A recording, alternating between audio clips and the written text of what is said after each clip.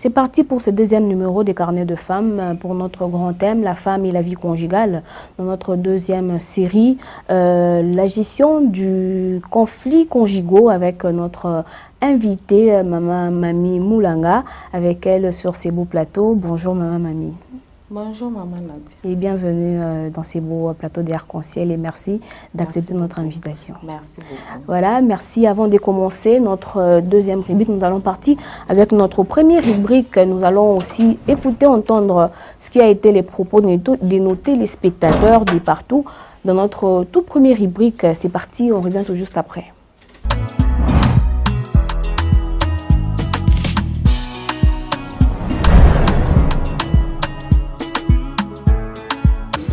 Merci. Wakati kuko konfli ndani ya nyumba, mwanamke anaweza kutulizana na kuchunga mpaka ile wakati itawezekana jua kusema baweze kuzungumuza mzuri, jua kuweza kutrouver solution. Ok, quand il y a un conflit, la femme peut attendre juste le bon moment pour pouvoir en parler de ce qui les a mis en conflit. Le bon moment, c'est quand? C'est attendre que la situation se calme pour pouvoir en parler avec son conjoint. C'est ça. Des retours sur ces beaux plateaux des Arc-en-Ciel Télévision dans notre magazine de carnet de femmes. Comme je vous ai dit, nous allons parler de notre grand thème, la femme et la vie conjugale. Mais c'est dans notre deuxième série, nous allons parler de la gestion du conflit conjugaux avec Maman Mami Moulanga dans notre deuxième rubrique Entre nous. Bonjour encore Maman Mami pour la deuxième fois. Bonjour Maman Nadia. Merci. Nous allons partir avec notre première question. Quels sont les types de conflits conjugaux qui puissent exister? Ok, merci pour la question. Encore un problème pertinent qui ne fait exception d'aucun couple. Ok. Dans tous les couples, les conflits, il y en a. Oui. Il y a plusieurs types de conflits, mais là, je vais prendre seulement 2 conflits que nous retrouvons plus aussi dans le couple. Ok. Nous avons le premier conflit, c'est le conflit d'intérêt. C'est la formule la plus classique, la formule que nous trouvons dans la famille, le foyer, le couple. Et ici, qu'est-ce que se passe? Quand nous parlons d'abord des conflits, nous voyons un désaccord. Okay. Un désaccord sur des actes posés. Tu fais ça, moi je ne suis pas d'accord. Oui. Déjà, c'est un conflit qui entre. Je dis par exemple, vous allez manger de tous les fruits du jardin, sauf le fruit de l'arbre du milieu. Vous allez manger. Le conflit commence. Alors, le conflit d'intérêt, comme je disais, c'est la formule la plus générale. Qu'est-ce qui se passe là-bas? C'est quand moi je veux, l'autre ne veut pas. Ce conflit, nous le trouvons dans la famille, dans le partage des biens, dans l'héritage qui nous a été légué par les parents. Celui-ci veut vendre, moi je ne veux pas. Okay. De toutes les façons, de la même façon, nous pouvons trouver aussi ce conflit dans le couple. Oui. Moi j'aime manger ça, la nourriture avec sauce. Moi j'aime seulement ce qui est grillé. Déjà nous sommes en désaccord. Oui. Quand je fais ce que lui ne veut pas, déjà c'est un conflit, c'est un problème qui commence. Donc là c'est le conflit d'intérêt. J'aime, je n'aime pas. Qu'on vende, qu'on ne vende pas. Le deuxième conflit, c'est le conflit de valeurs. Okay. Ici, c'est la priorité des valeurs. Nous sommes dans un couple, il y a les obligations familiales qui attendent papa, il y a les obligations professionnelles qui l'attendent, il y a la maman qui l'attend. Il peut promettre, non, ce week-end nous sortons. Il a promis ce week-end nous sortons, mais le week-end, il est appelé au boulot. Déjà, c'est un problème qui commence. Le conflit, ici, nous le vivons. C'est un problème qui commence. Non, comment est-ce que tu m'as promis? Mais bon, entre la famille, la profession, c'est un peu compliqué. Okay. Alors, je donne le 2 ici, qui intéresse plus le foyer, plus le couple. Okay. Le 2, ce sont là les 2 que j'ai pris, les 2 conflits-là. Okay. Donc, le conflit d'intérêt et le conflit de valeurs. Okay. Ce que j'aime, ce que je n'aime pas. Il m'a promis, il n'a pas fait. Oui. En tout cas, généralement, quelles sont les causes des conflits dans le foyer? Ok. Les conflits, ils ont plusieurs causes. Je vais énumérer quelques-unes. J'ai pris la première cause, la mauvaise gestion des finances. Ok. Ça, vraiment, c'est dans tout le couple. Quand les finances sont mal gérées, ce sont des conflits qui s'en suivent. Comme je disais, les sorties ne doivent pas être supérieures ou égales aux entrées. On vient, on te donne la ration. Des fois, on ne donne même pas la ration. Il y a des maris qui donnent toute l'enveloppe. Ils te donnent, ça c'est pour un mois. Toi, bonne samaritaine que tu es, quand la tante passe, c'est 20 $ que tu donnes. Quand le frère de l'église passe, c'est 30 $ que tu donnes. Et après 15 jours, le mari est surpris, il n'y a plus rien.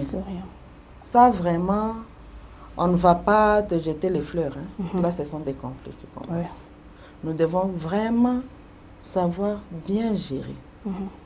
L'argent, on a toujours dit que l'argent, ce n'est pas beaucoup, l'argent, ce n'est pas peu. C'est de la manière que tu t'organises toi-même. La femme, c'est une grande tête. Moi, j'ai toujours dit que la femme a des potentialités. La femme est capable.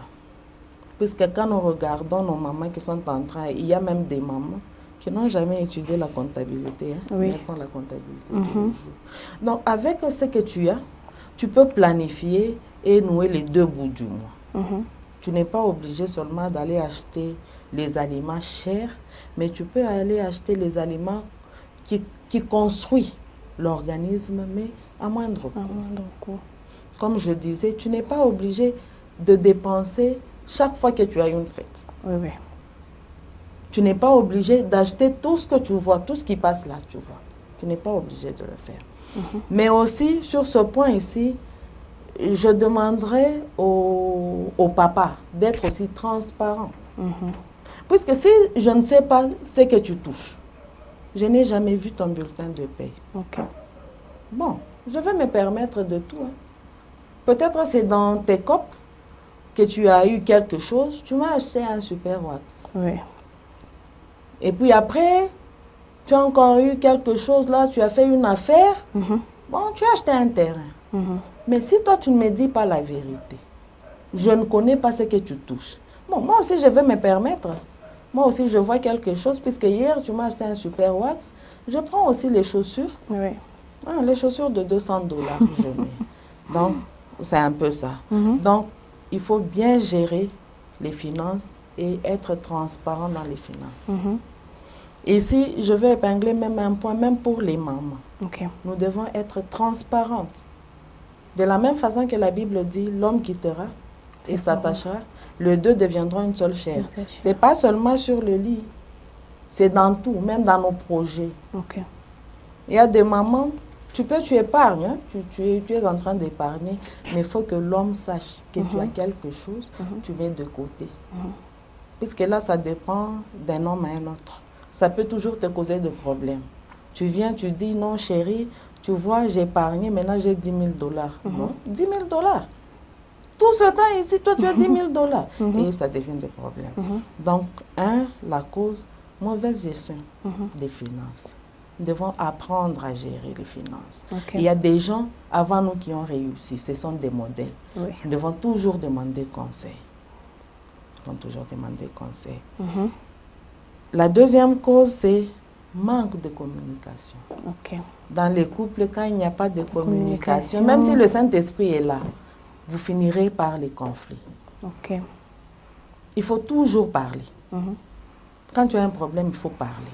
Quand tu soupçonnes quelque chose, il faut parler. Il ne faut pas soupçonner sans preuve. Et tu soupçonnes, tu ne dis rien. Il faut toujours parler. Quand il y a quelque chose qui ne va pas, papa parle. Je n'aime pas ça, je n'aime pas ça. C'est toi le chef de la famille. À l'entreprise, tu donnes les ordres. C'est seulement à la maison qu'on ne donne pas les ordres. Il faut parler. Maman, s'il y a quelque chose qui t'inquiète, c'est ton mari, non? Il n'y a pas de tabou, il n'y a pas de honte, c'est ton mari. Tu lui dis, ça, je n'ai pas compris. Est-ce que tu peux m'expliquer? Manque de communication, ça détruit beaucoup de couples. Et si je peux donner un exemple que j'avais aussi suivi, qui m'avait aussi captivé, c'était un couple très bien. Mais arrivé à une certaine période, le mari est devenu un peu rare à la maison. À la maison. Donc, il venait, non, j'ai trop de travail. Bon, aujourd'hui, chérie, je ne rentre pas, puisque je dois faire quelque chose. Aujourd'hui, la femme s'est dit, sûrement qu'il y a quelque chose de louche, sûrement il sort avec sa secrétaire. Qu'est-ce que je fais? Je fais comme lui, non? Oui, la femme a commencé à sortir. Et puis un jour, le mari est venu. Il a pris sa femme, il lui a dit, bon, viens, je vais te montrer quelque chose. Alors, il dit à sa femme, tellement tu me fais du bien. Tu es vraiment un bonheur dans ma vie. Hein? Tu es vraiment un bonheur dans ma vie, comme on dit, qui trouve une femme trouve le bonheur. Vraiment, j'ai trouvé le bonheur dans ma vie. Alors, tout ce temps, je me disais, je me demandais, qu'est-ce que je peux faire pour cette femme? Qu'est-ce que vraiment je peux faire pour cette femme? C'est ainsi que tu m'as vu. Ces derniers jours ici, je n'étais pas présent à la maison. Je faisais quelque chose pour réjouir ton cœur. Ils sont arrivés quelque part. Le mari lui a montré l'immeuble. Ça, c'est une histoire vraie. Tu vois, quand je ne dormais même pas à la maison, j'étais en train de terminer cet immeuble ici pour toi. Prends les clés. La femme n'avait pas pris les clés. Pourquoi? Parce qu'elle pensait que l'homme était en train de tromper. Pas de communication, oui. Donc, tu es en train de faire quelque chose de grand. Tu veux que ça soit un secret. Mais il faut quand même dire, non, je travaille sur un projet. Quel projet de construction? Bon, elle va dire construction. Peut-être c'est notre construction. Tu vois, le manque de communication détruit beaucoup des couples. Ok, maman Mamie, quelle attitude que la femme au foyer doit adopter pour gérer les conflits conjugaux? D'abord, les femmes doivent mettre en tête, même les jeunes filles là, les fiancées, elles doivent mettre en tête que les conflits, il y en aura toujours.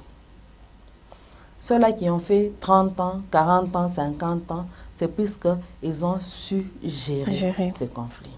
Vous devez surmonter, c'est-à-dire quoi? Vous devez être au-dessus des problèmes. Les problèmes ne doivent pas vous gérer, vous devez gérer le problème. Alors, quelle est l'attitude à avoir devant les conflits? Il y a toute une procédure à suivre. Quand il y a un problème qui se pose, qu'est-ce qu'il faut faire? La femme, plus nous parlons de la femme, même l'homme, il faut d'abord garder le silence. Quand un problème se pose, il faut d'abord garder le silence. Pourquoi?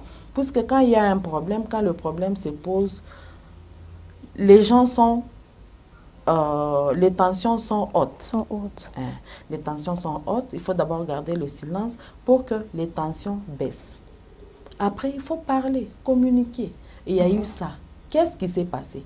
Maintenant, la façon de parler, c'est aussi un problème. Oui. Surtout les femmes. Les femmes parlent mal. Elles commencent déjà. Le ton, c'est là-bas. Même les voisins. Non, non. Il faut parler avec douceur et amour. Oui. Quand vous parlez avec douceur et amour, d'ailleurs, la douceur apaise même la tempête, apaise même la colère. Donc, vous gardez silence, vous communiquez, vous parlez. Maintenant, vous mettez les points sur les i. Vous cherchez maintenant la cause de ce problème-là. Vous faites une analyse. Il y a eu ça. Pourquoi? Vous cherchez la cause. Quand vous trouvez la cause maintenant, c'est ça qui nous cause de problèmes. Vous mettez les cales, les garde-fous. Je prends un exemple terre à terre.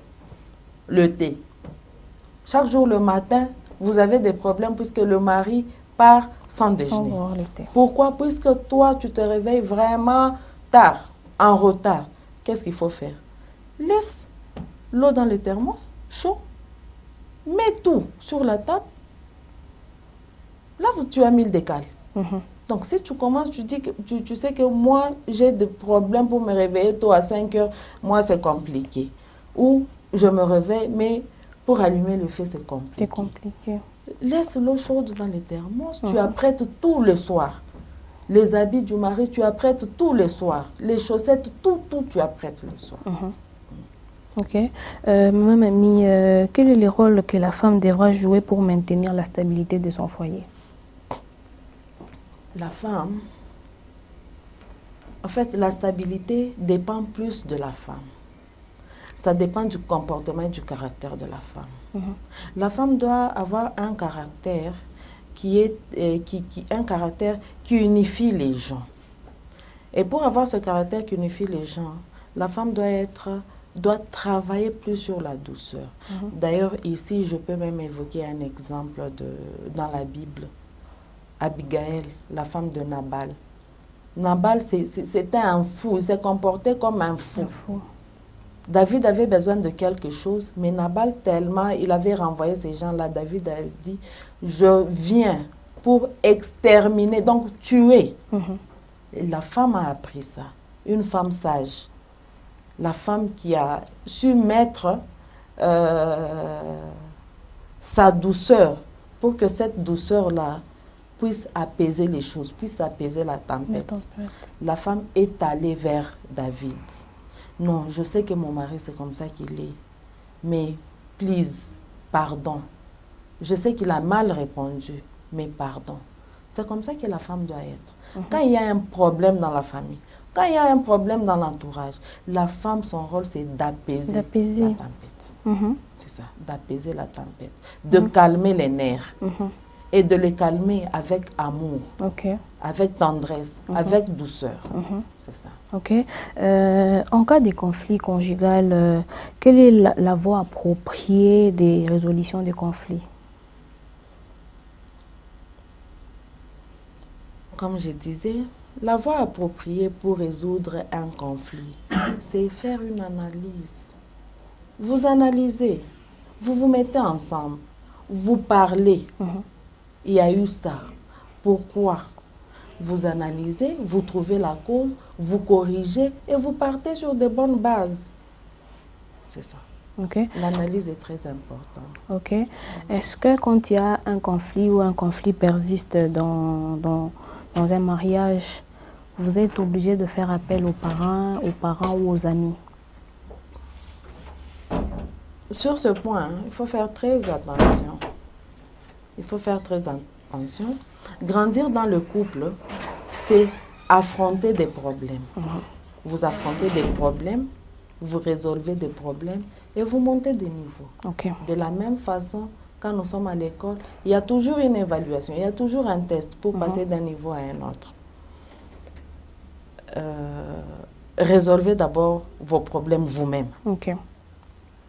Faites le tout pour résoudre les problèmes vous-même.